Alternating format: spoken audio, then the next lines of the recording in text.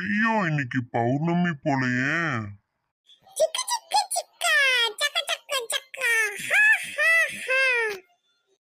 ஐயோ யார் யார் வீட்டுக்கெல்லாம் போனான்னு தெரியலையே இந்த கிளவி. இன்னைக்கு எவன் செத்தான்னு தெரியலையே. ஐயோ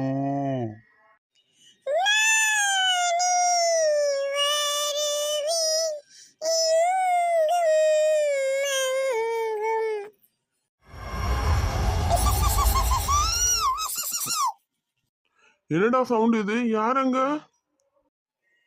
நான் தான் பௌர்ணமி கிழவி. நட்டம்மா இங்க ஏதோ வந்திருக்கு பாரு.